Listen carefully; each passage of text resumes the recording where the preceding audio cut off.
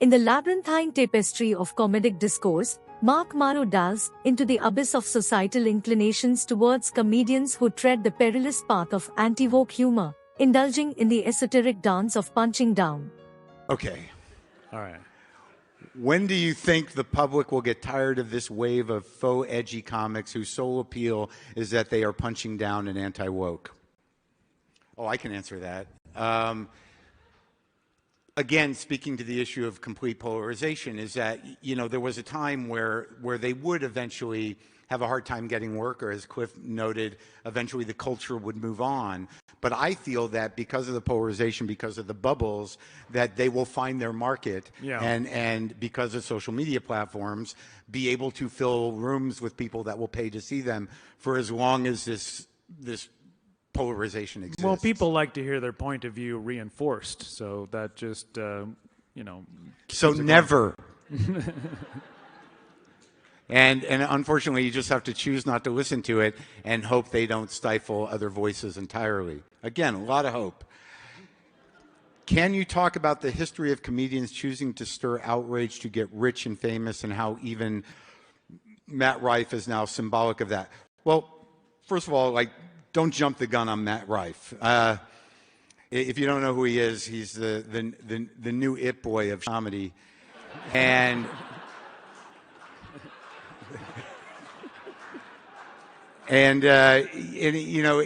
he's taken a big chance in his career right now to on the mostly female audience that he accumulated through social media, to sort of kiss up to these pseudo edgelords.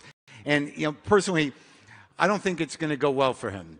And ultimately, my producer Brendan McDonald, the genius, made a good point in saying that he thinks that Matt Rife is actually mobilizing a new generation of comics to push back against what that stands for, in much the way that Dane Cook did at a different time, to once again be creative and bring a new energy and voice to what that doesn't represent. So maybe within show business there is hope. I read an interesting interview several years ago when Matt Rife was maybe 5 or 6 years in. His mother took him to see Dane Cook when he was 6 years old. I'm not joking. And he said, I want to do that. So he's a victim now. He has a righteous grievance. But it's comparable. It's the same kind of thing. Now, I forget this is going out on the internet now. Now I'm going to have to deal with Dane calling me, hey, dude, I thought we were good. Hey, look, we're all in the same business. We're just trying to entertain people.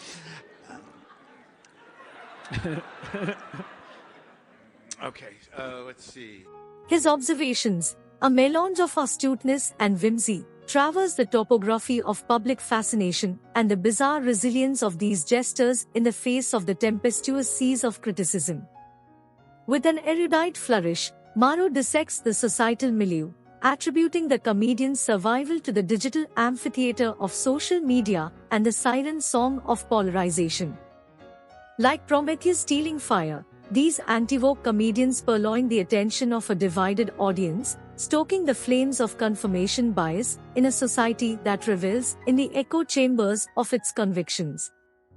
Yet, the stage is not devoid of new players, and Maro casts his discerning eye upon the new it boy of comedy, Matt Rife. In a kaleidoscopic twist, Rife chooses to serenade a predominantly female audience on the social media symphony, aligning himself with pseudo-edgy comedians. Maro, a connoisseur of comedic subtleties, raises an eyebrow at this career trajectory, pondering if Rife's dalliance with pseudo-edginess is a Faustian bargain that may eventually exact its toll on his comedic fortunes. The reception of these jesters, who dance perilously close to the precipice of societal sensitivities, varies across the expanse of cultural landscapes. In the labyrinthine alleys of humor, traversing the boulevards of various societies, one witnesses a variegated tapestry of reactions to anti-woke jesters.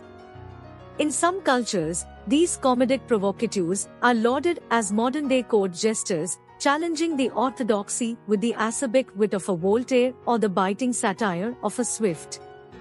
They become the subversive troubadours of dissent, navigating the delicate balance between mirth and taboo. However, as the idiom goes, one man's meat is another man's poison. The cultural lens through which antivoke humor is scrutinized unveils a spectrum of reactions. In more conservative societies, the laughter may curdle into discomfort, as these comedians tread upon the sacred grounds of tradition. It is a delicate dance, akin to a masked ball where societal norms and comedic transgressions engage in a flirtation that may be perceived as sacrilege or salvation.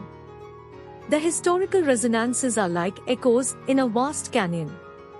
In societies with a long history of political oppression or cultural suppression, antivoke humor becomes a clandestine rebellion, a whispered satire akin to the samizdat publications of the Soviet era.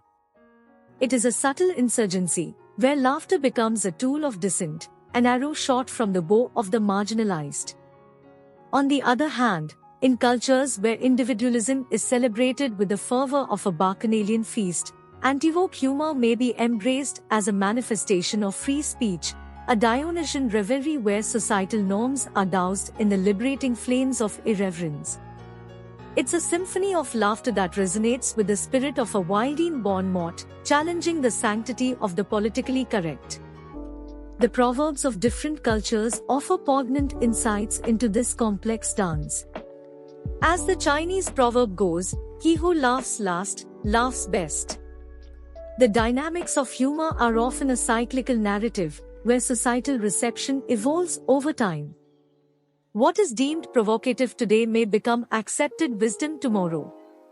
Brendan MacDonald, Maro's sagacious producer, counters this skepticism with the audacious proposition that Rife's artistic gambit might serve as a catalyst for a comedic renaissance. In a move reminiscent of Cook's rebellion against the comedic hegemony of his time, Rife could be the harbinger of a new generation, challenging the status quo with a flourish that defies the gravitational pull of conformity. In the vaudevillian marketplace of entertainment, comedians like Rife are not mere jesters, but economic entities navigating the choppy waters of audience demand. The financial strings that tether Rife to a predominantly female audience on social media are not ethereal, but rather a reflection of market segmentation, a calculated maneuver to tap into an underserved demographic with disposable income. The gravitational pull towards pseudo-edgy comedy, as chosen by Rife, becomes an economic semaphore signaling a strategic alignment with prevailing trends.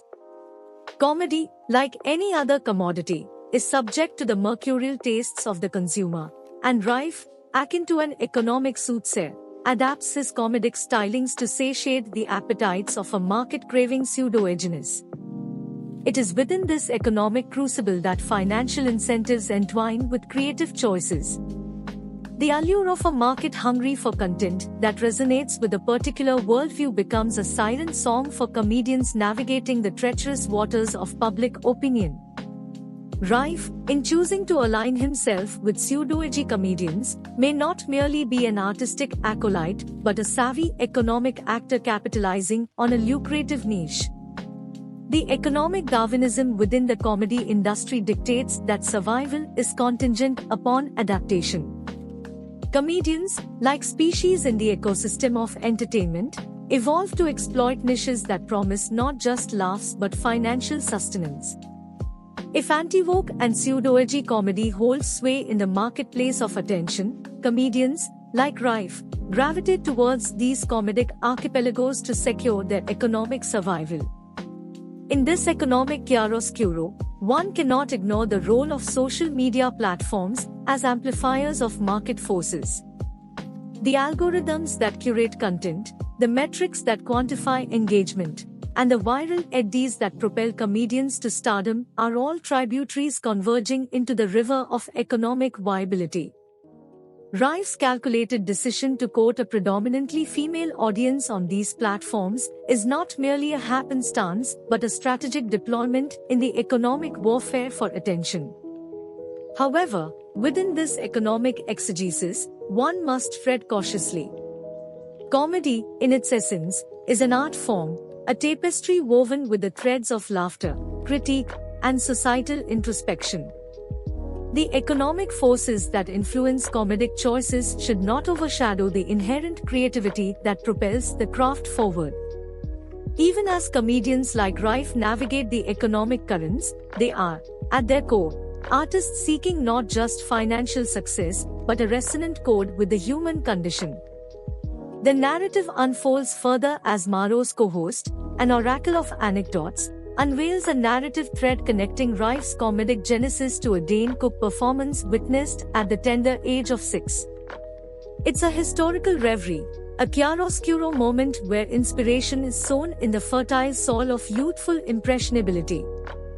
The co-host likens Rife's legitimate grievance to the crucible that forged Cook's metal, a parable of creative tribulations transcending temporal boundaries. In the intricate dance of comedic evolution, Maro's discourse echoes with the resonance of a Socratic dialogue, where the gadflies of anti-woke comedy and the burgeoning aspirants like Rife engage in a dialectic that propels the comedic art forward.